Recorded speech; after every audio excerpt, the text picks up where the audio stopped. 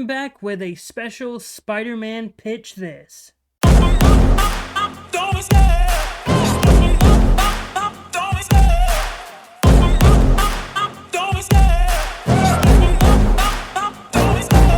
love the chase and the hunt, and I set the pace when I'm running. I always take what I want and I always give it 100. Don't need a bank, no I'm funded. Play the game like it's nothing. I'm always thankful for something. Don't take for granted, stay humble. Now wake up! It's time to look at the enemy. Look in the mirror if he is no friend to me. Hello everyone, and welcome back to Pitch This here on the MrEliMac YouTube channel. I am your host, MrEliMac, and today I am taking a break from the fan casting series that I've been doing of what if the MCU was the DCCU. I've decided to take a break from that because I recently saw a video from the ComicPop Return to YouTube channel, their Elseworlds Exchange series of live shows, and they did an entire thing of pitching a first season of what if, like, for Spider-Man 98. Basically doing an X-Men 97 thing, but bringing back Spider-Man. I know it took me a long time just to get that out, but yeah, that's basically what they did. And when I was watching it and I was just hearing some of the ideas, I was like, man, I really like this idea. I really like this idea. Well, I don't like this idea because they can't really do that, but this is sort of what I would do. And so I just very much wanted to just pitch to you all sort of what I would do with the first season of Spider-Man 98, which would only be 8 episodes, again, similar to what they're doing with X-Men 97, just reviving the 90s Spider-Man show and just putting it out there for the audience. Because also there are reports that they're actually thinking about doing that, like bringing back the 90s Spider-Man show, reviving it along with the Fantastic Four 90s show, which that one was a little bit more interesting. And since I haven't really watched a lot of the Fantastic Four 90s cartoons, I really don't have a clue what to do there. But because Spider-Man was very much one of those shows that I grew up with when I was a kid, I very much wanted to very much give my idea of, hey, if I were the one in charge of Spider-Man 98 and not John Semper, this is very much what I would do for the first season of Spider-Man 98. But before I get into the idea, please make sure to hit the like button and subscribe to the channel. That way you can be up to date with all the videos I have here on the channel. Also, hit the notification bell. That way you can be notified whenever a new video like this comes your way. And with all that out of the way, let me get my notebook, because I did actually write down the ideas right here on this little notebook. And so, very much, I want to start off with saying that very much one of the major things of the Spider-Man cartoon show was that each season sort of had a subtitle. Like, season 1 didn't have a subtitle because it was very much just introducing the show to an audience. Season 2 was The Neogenic Nightmare. The third season was Sins of the Father. Season 4 was Partners in Crime. And Season 5 had different little arcs. Like, the first 2 episodes I don't think had a subtitle, but then after that it was like Six Forgotten Heroes, The Return of Hydro Man, Secret Wars, and then the Spider Saga, like the Spider Multiverse Saga. Basically their version of Spider-Verse, which was the 2-part finale. And so what I wanted to do is give this a subtitle, and the subtitle I've chosen for this show, for this season, is No Happy Endings, because it's very indicative of a lot of the storylines that are going to be in the show and in this in these episodes, and it's very much going across what is happening with the show. So starting off with episode 1, and we all know, if you're a big fan of the 90s Spider-Man show, you know that season 5 ended with, or the show very much had Mary Jane fall into an interdimensional portal, and then she was gone. We thought she came back, but it turned out that was just a clone. Spoilers, by the way, for the 90s Spider-Man show. And it turned out that MJ that got married to Peter was a clone. And so the entire point of this first episode is going out and finding MJ, because that's very much what the cliffhanger was of the finale of season 5, was Peter and Madam Web going off to try to find Madam Web. And that's very much the focus of this first episode, and really only this first episode. It would be about finding MJ, saving MJ, and the main antagonist of this episode would be the Green Goblin, because he also fell into that interdimensional portal. So it would be Spider-Man and Madam Web going off, searching through these different dimensions, trying to find MJ, and Green Goblin sort of being that looming threat that's always chasing them, always looming over them, and very much trying to stop Peter from saving MJ. And they would travel to a specific pocket dimension where it's just a barren wasteland. And we would get a Peter and a Spider-Man and Green Goblin fight, and we would have Spider-Man finding MJ and being able to save her. And it's just throughout this episode we would also get flashes of different villains. Like Mysterio would be a villain that would pop up because he was a character that died in season 5, I want to say. Maybe he died in season 4. I'm not 100% sure. I can't remember.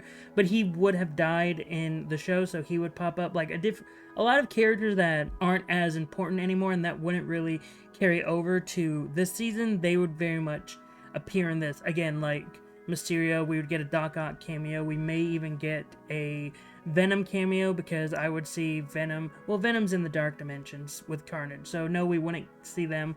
But very much just different villains throughout the show to give us an idea, like to bring us back into the Spider-Man. It's like, oh, here are some villains that were very prominent in the show, and now we're off to the races. And so it would ultimately end, before like saving MJ, it would ultimately end with the death of Norman Osborn. Like Green Goblin's Norman Osborn would die in this episode, and it would be Peter bringing MJ and Norman back to the main dimension, and Madam Web basically saying, well, you've achieved it, goodbye. And that would sort of be the end of episode 1, and it would be, again, just wrapping up that storyline that was a cliffhanger. And episode 2 would be, I don't have titles for these, they're just episode 1, episode 2, and so don't worry. Episode 2 would very much see Peter and Mary Jane struggle to reconcile what has happened.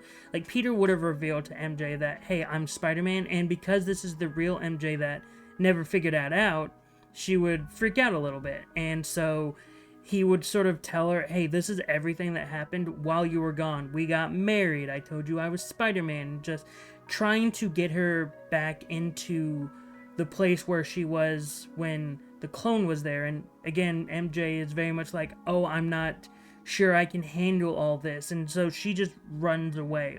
But also in this episode, we would get Peter facing off against a new threat, a threat that hasn't appeared in the actual 90s show, which is Sandman. Sandman is very much a character that was restricted to them because of the James Cameron movie that was going to get made. Hence why Electro wasn't in the show until the final season, and because Electro was able to get put into that show, it wasn't Max Dillon, but still, Sandman was a character that they very much replaced with Hydro Man. Hydro Man very much served a Sandman-esque role, and so this episode would very much be introducing Sandman to this universe, and we would have Peter and Spider-Man dealing with this threat, with Mary Jane sort of going on a walkabout, her trying to find herself, meeting with Liz, meeting with Deborah Whitman, Flash, Aunt May, Anna Watson, just all the other characters that know who she is, and sort of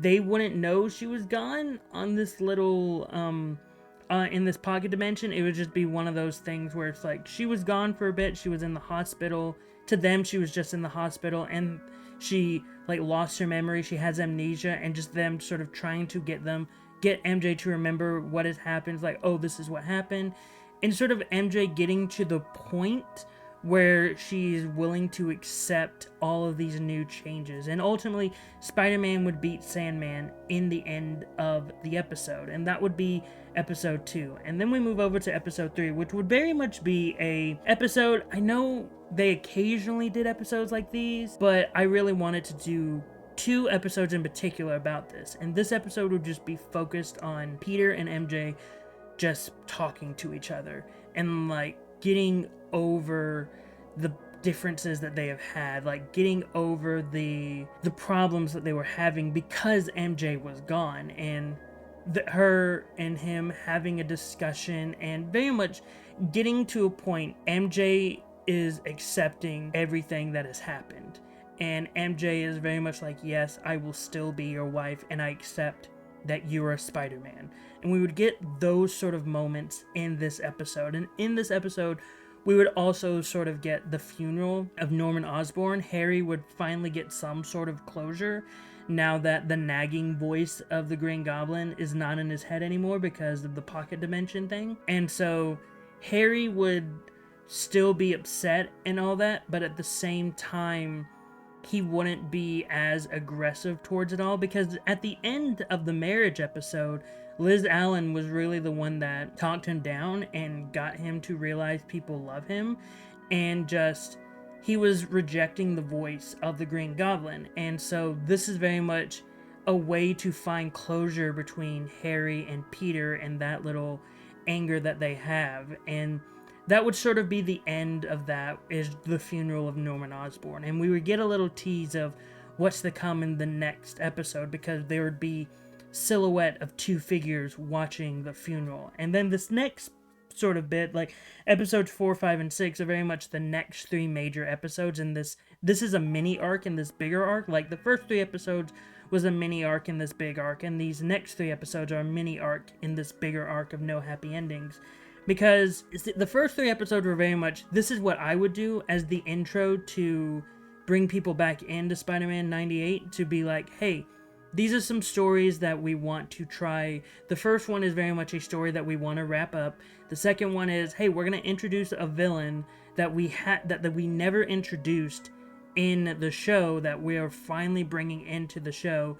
And episode 3 is fully like wrapping up that full arc and the funeral of Norman Osborn, wrapping up that mini arc of what happened, like the cliffhanger arc. And this episode, these next three episodes are very much episodes I'm taking from Elseworlds Exchange from ComicPop, because I really loved this idea that they had. And so I'm sort of putting this as like, okay, next arc is this. And it's based off of the storyline called Life Theft, which is very much the return of Richard and Mary Parker and grander stuff. But I'll go episode by episode. So episode 4 would see Richard and Mary Parker return and be revealed as alive.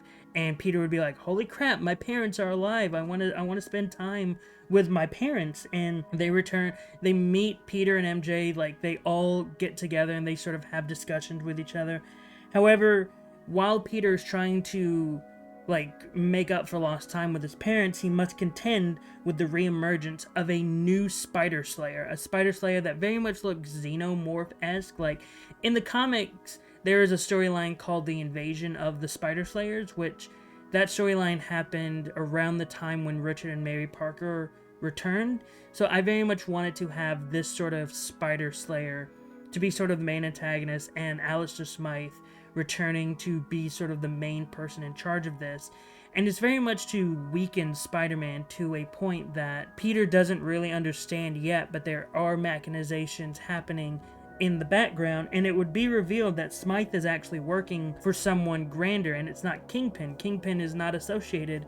Really, Kingpin is not really in this season. It's more just, this season is more of a personal season for Peter, like dealing with more of the personal stuff that's happening with his character. And the person that Smythe is working with is Chameleon, and that would be the big twist in episode 4. That would be the ending twist, is, oh, Smythe is working with Chameleon. And then episode 5 would be Spider-Man searching for Chameleon, because Smythe would have told Spider-Man, like, oh, I'm not actually in charge, and like, I'm actually working with the Chameleon. And so Peter is searching for the Chameleon as the Parkers are spending time with MJ. And again, this would be seeing Chameleon return after what had happened with his half-brother, who was Electro, because that's what they did in the comics. They just made Electro Chameleon's half-brother.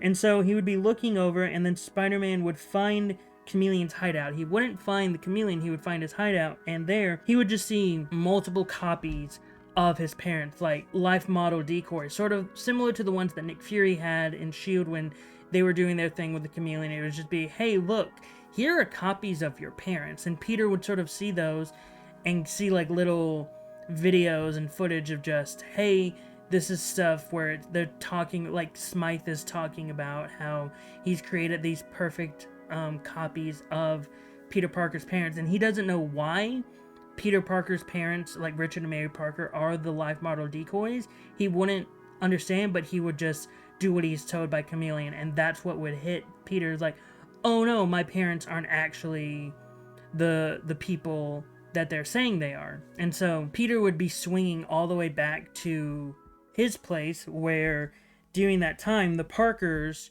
like Richard and Mary, would actually be asking, so where's Peter? And MJ would be like, oh, he's probably out doing something. He'll be back soon. And once that is said, the Parkers would just kidnap MJ. And we would get a mini fight scene between Peter, the Parkers, and then we would see Chameleon and Vulture as well, because Vulture in the comics was a major threat for life theft, and Vulture would be fighting Peter off as well. He wouldn't be sucking the age out of him like he did in season 2, because Vulture's like, look, last time when I did this, I turned into a spider, like a man spider. I don't want that to happen again. And so he would just fight off, and they would kidnap MJ, and Peter would be like, no, Mary Jane! You know the Christopher Daniel Barnes Mary Jane scream. It would be something like that. And so then we get into episode 6, which is the final part of this mini arc, life theft arc, which would be Spider-Man chasing after the villains, and Mary Parker, the life model decoy of Peter's mom, would be comforting MJ the entire time, feeling a little bad for what is happening, and she would even start to feel like she was the real Mary Parker and start to find sympathy for Peter and Spider-Man and all that. And then when Spider-Man finds them, he fights them off, but he gets overwhelmed, and this time, since they're at their little hideout, Vulture's like, well, I'm just gonna do the plan now because he's here. I'm gonna kill Spider-Man. However, as Vulture is going to kill Spider-Man, Mary, the LMD of Mary, saves him, and she ultimately gets killed by Vulture, like getting the life force sucked out of her. Because originally, Vulture was just gonna stab Peter, but then once he stabs her, he's like, well, since you're here, sucking age out of you, and now you're dead.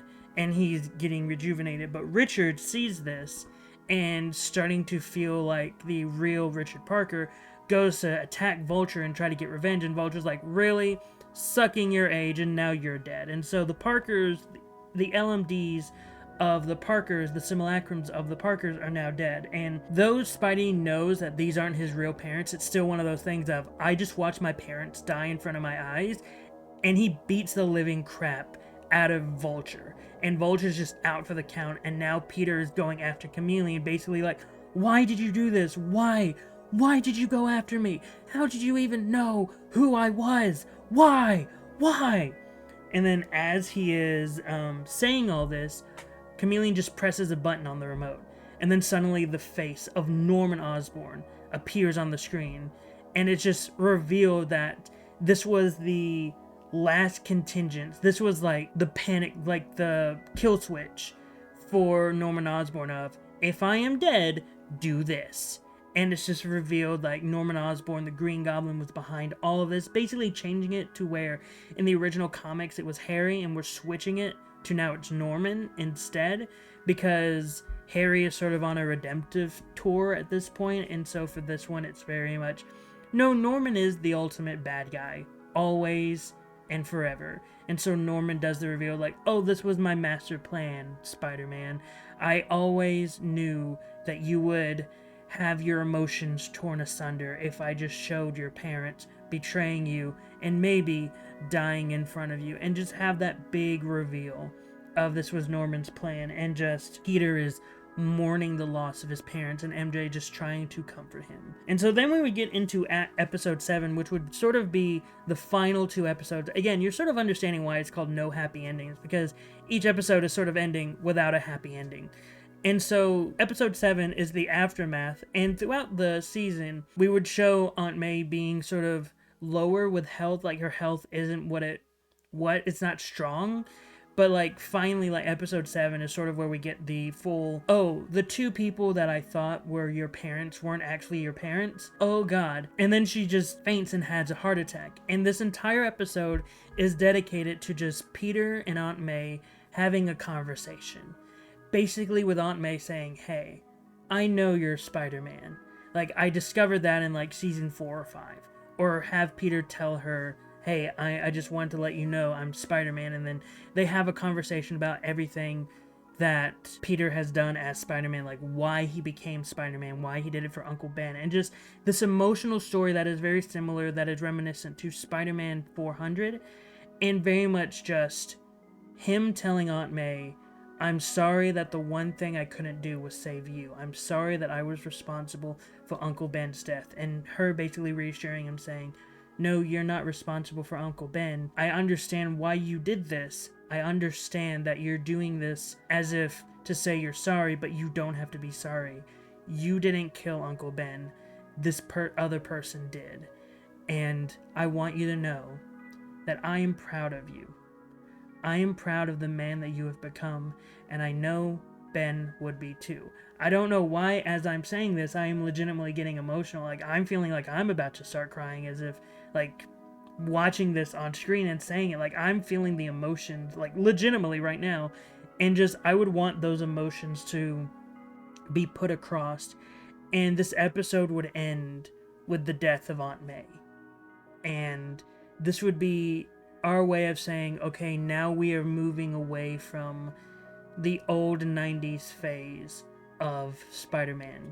And episode 8, the finale, would sort of focus on the funeral of Aunt May, but at the same time, Spider-Man would be going out there, Peter would be going out in New York to sort of solve this simple crime, like a simple bank robbery, and he would just be putting too much power behind his punches because of his mourning, because of everything that has happened this season.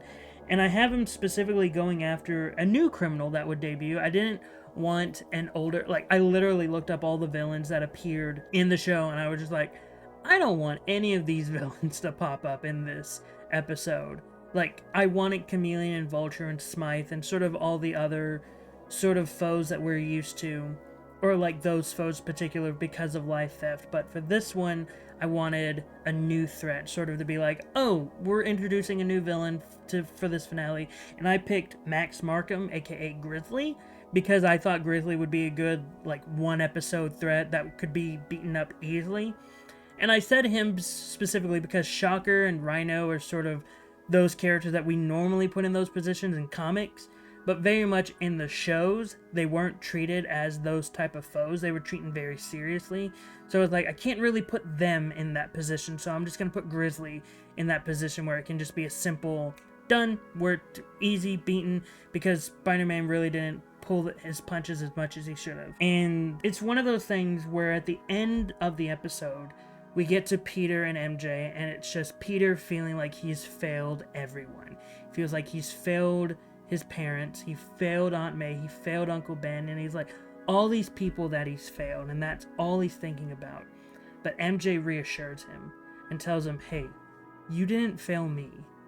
You saved me from being gone all this time. Yes, Aunt May died. Your parents died again. But though there is loss in life, though there is loss in your life right now, you have to remember that new life will be coming to us soon. Peter looks at her a bit confused, and she reveals right then and there, sort of, though this season is called No Happy Endings, it will end with a happy ending, with her telling Peter that she is pregnant. And that's, she would tell him that, and it would end with him smiling, tears coming down his eyes, and those two embracing in a hug, and just basically saying, hey, throughout life, and this would be sort of a little meta commentary for life in general, though life is full of hardships, though there is loss, though there is pain in life, there is always something to look forward to. And in this instance, the thing to look forward to is Peter's unborn child. And that is how I would end the first season of Spider-Man 98. I don't have a season 2 planned out yet because I wouldn't know what to do, but as of right now, because of the Elseworlds Exchange, there were a lot of ideas that they had that I was just like, I want to use that. And it's mainly the life theft and the idea of doing the death of Aunt May and ending it with Mary Jane revealing that she's pregnant. I very much wanted those episodes. I thought those were very great ideas, and just sort of putting them in my, like, how I would put them forth to the audience. And I think that for Spider-Man 98, that would be a great way to have a season 1 for a show. Having it start off with wrapping up the loose thread that we had in the prior show, and now doing this major arc with the parents that no one has done. No one has done this exact story, Life Theft, in animation or live action yet, and then ending it with something that you could look at as sad, but ultimately ending in a happy way. I think this would be a good way to be like, hey, this is how we bring Spider-Man 98 back. And I hope that you all, the audience, enjoy it. So yeah, that is how I would do the first season of Spider-Man 98. Yeah, I mean, again, when I was talking about the Aunt May speech, I was legitimately getting emotional because I was just thinking, like, man, if you're a Spider-Man fan and you know issue 400, that would be a moment. This episode would particularly would be an episode that so many people, for Spider-Man fans, would cry at. So again, what are your thoughts on my pitch for season 1 of Spider-Man 98? Did you like it? Did you hate it? Were you indifferent to it? Whatever your thoughts, post them in the comments down below. Also, again, don't forget to hit the like button and subscribe to the channel. That way you could be up to date with all the videos I have here on the channel. Also, hit the notification bell. That way you can be notified whenever a new video like this comes your way. But until then, I've been Mr. EliMac, you've been the audience, and I hope you all remember to have a great rest of the day.